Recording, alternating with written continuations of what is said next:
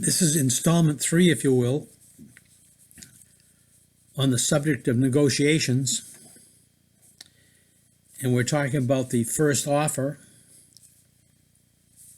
when it's written, why it's written, and where it's written.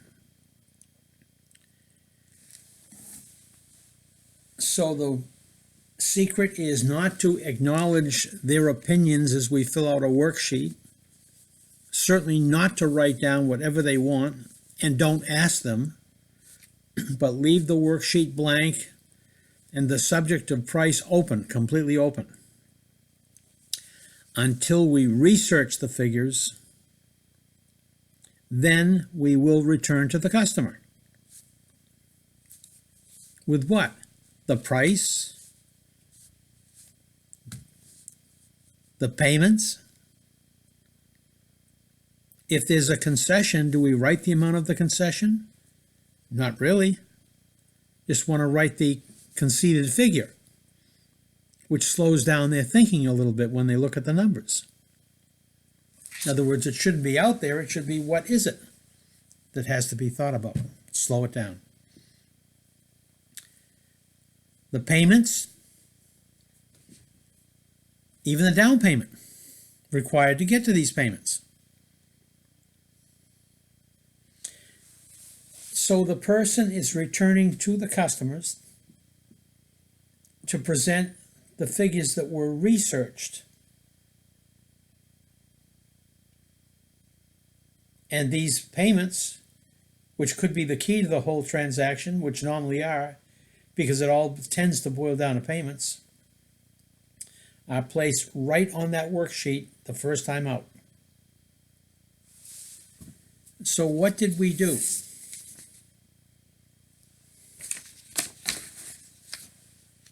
We began the transaction this way, by hanging very tight to the top. Why do we do that? Because now psychologically, let's have the customer wonder where they have to place themselves on that scale. We want the numbers to show that there is a concession, obviously, and we want them to show that their opinion might be a little low before they even give it to us, and have them change their opinion to address what? Moving towards our first set of figures. Very important. What would be the issue at this point as the product specialist is going to present the figures? This could be the issue. Oh boy, Mr. Manager, I don't know. I don't think so. I don't think they're going to like the figures. I think they're going to get up and leave. That's what I think they're really going to do. What's happening? Just what we said at the first segment. Don't take ownership of the numbers. They are not ours. We didn't create them. We're only presenting them. And if the customer is ever watching your and my body English, if you will, the moment they see us, they're starting to watch us very carefully to see what they think might happen. If they think that my presentation is shaky, they're going to jump all over it. Well, folks, at least we have some figures. So what am I doing? I'm almost apologizing for them. That strong product presenter 20 minutes ago has now turned into a very poor presenter, not really believing in what he wants to do. And when they see that opening, they jump through it or get very discouraged. A lot of people leave the negotiations right now because they know that the person who they're dealing with can't handle it. And so that's why the presentation of numbers should be, by a product specialist, practiced. How do you practice the presentation of numbers? You sit in front of a mirror and you present the set of numbers that you're going to present because they are normally consistent. The price, the payments, maybe the trade value. So the numbers are going to come out, but the key is not what the numbers are. The first key is how you present them. Folks, I'm glad I went in there because I'll tell you what, I'm very surprised at what these numbers could look like. And this is what they are. You can buy this for this, this, and this. Want to be really strong? Here, just sign here. Rather than, well, folks, at least we have a set of numbers. Let's take a peek. And I kind of apologize for them. What's the thing I fear the most? Forget it. Man, this is ridiculous. We'll see you later. That's what I fear. So from a very strong presentation a half hour ago, I'm now starting to apologize for what? Numbers that I didn't even create. So the key is in the strength of the numbers first, the strength, the way we present them. And I can't urge enough to put yourself in front of a mirror and present the numbers to yourself. And if you don't think they're good from your standpoint, guess what the customer's going to see?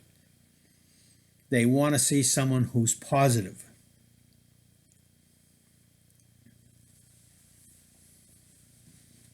Their reactions could be, we're not going to get together. Excuse me, folks? Sure we are. We're too far apart, folks. We're just sitting here talking numbers. All I want to find out is, how close can we get? We're not that far apart. You will be driving this automobile out of here and be happy about it. Just let me go to work for you. So you want to do what? Now I acknowledge their offer. And I write their offer down. Customer offer on the worksheet. Underneath the prices that I quoted first. When I'm writing the customer offer and they give me a number, what is my big question? Okay, folks, how did you arrive at that figure? Because that's what I'm going to work on, the leverage. Oh, how did you arrive at that payment? Oh, great. You've got figures from another dealer? That's fantastic. At least you have a guide. The odds are they don't. But the best thing they can say is, I'm shopping. We know from our shopping reports that at least 80% of the customers never get a price. But they will use that as leverage. And I understand that. So I don't want to get into, what did they give you? No, this is what it is. How close can we get? Everything stays right here. Beautiful car. You saw the features on the automobile. We're not that far apart. I know you think we are, but we're not. So all I care about is, how close can we get?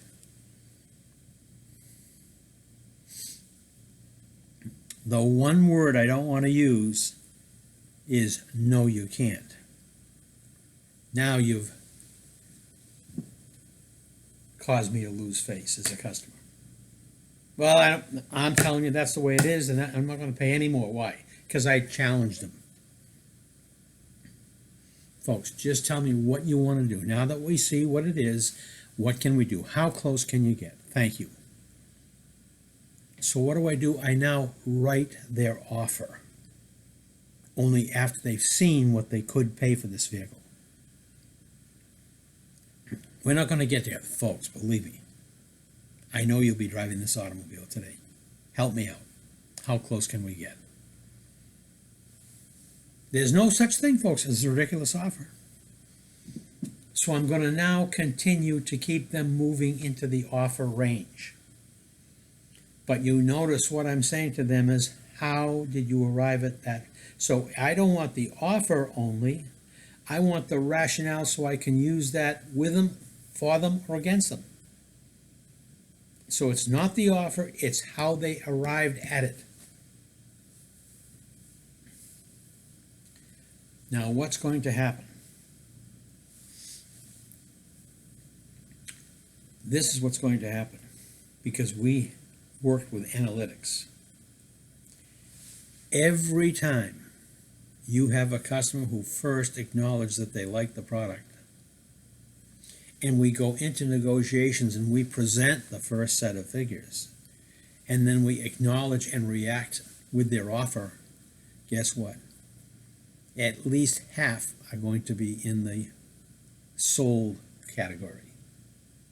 Day in, day out, no matter how far apart it seems that the first offer is. So you bring that offer into me, the manager. I'd say, okay, fine. How'd they arrive at this? How'd they arrive at that? Fine.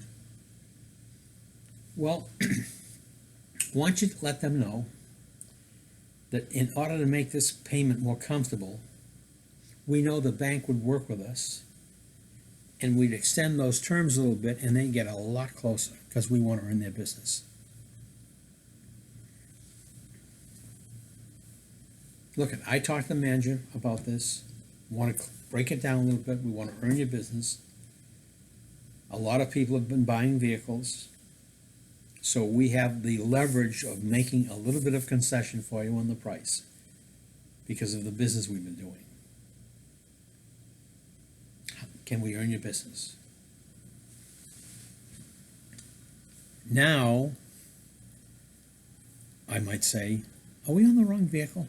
Maybe we didn't acknowledge that amongst ourselves, but maybe we're on the wrong vehicle. Could that be? Let's make sure we bring that to their attention. And I'm criticizing you.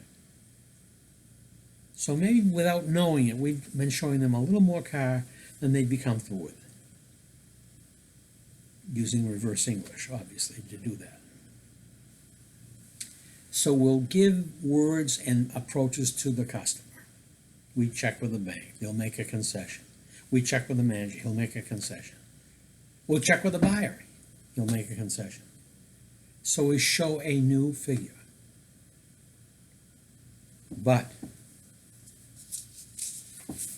don't do this. Now that we have the customer's figures,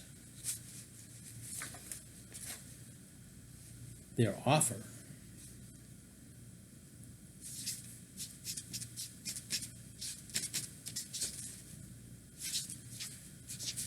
customer offer. The one thing we don't want to do is go from here all the way down there. Give a big drop. Big drop.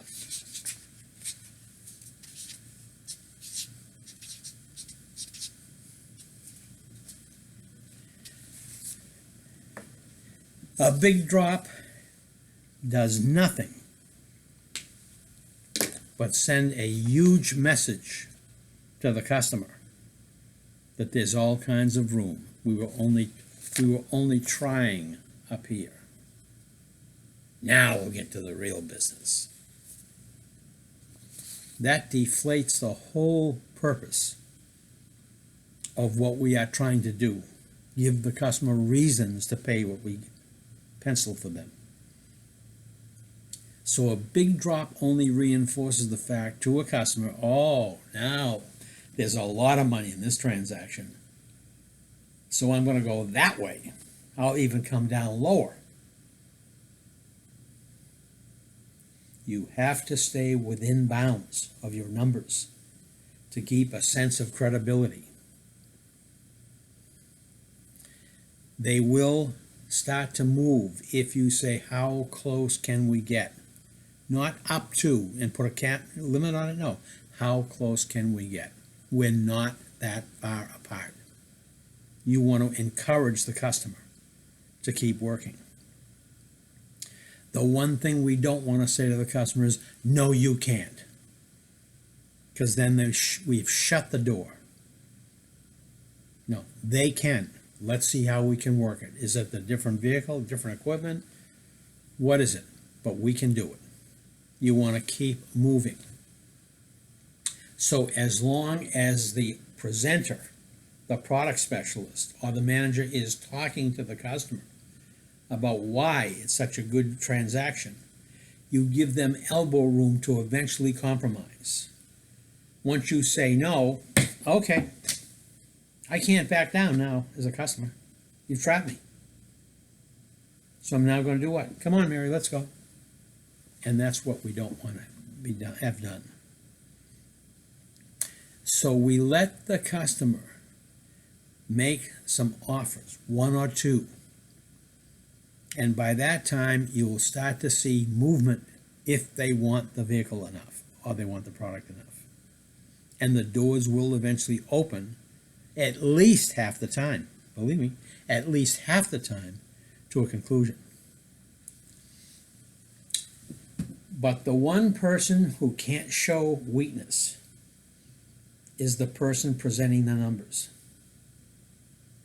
Why? They're great numbers. Why? They built the car. The bank financed them. Great job.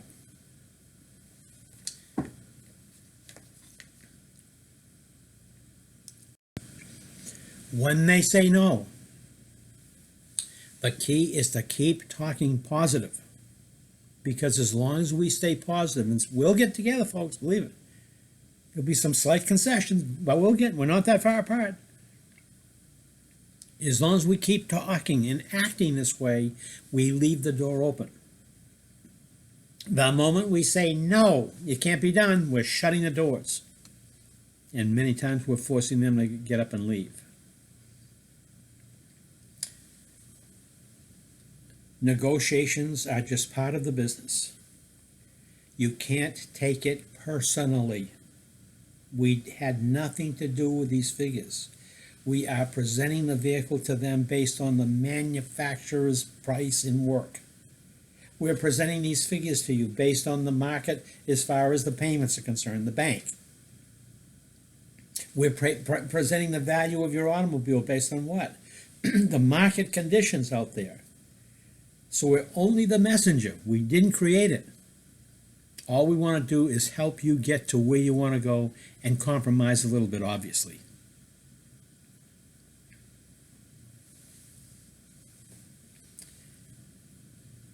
But always talk from a position of strength and be positive. That's what the customers want to hear. Don't drag numbers out of them before they see ours. No one else really does, I promise you. If we keep negotiations going the right way, we don't hold responsibility personally for the numbers, we're okay. Because if they want the car, they'll find a way to say yes.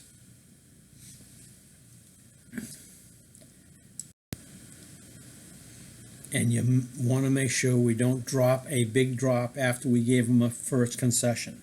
If we follow the first concession with a big drop, what are we saying? There's all kinds of money here for you folks to go after. And they dig in or shut down and go home and think about it. So you want to keep the numbers close to each other as we walk through negotiations, promise. And that's what the customers want to see too, believe it, although they don't give you that indication.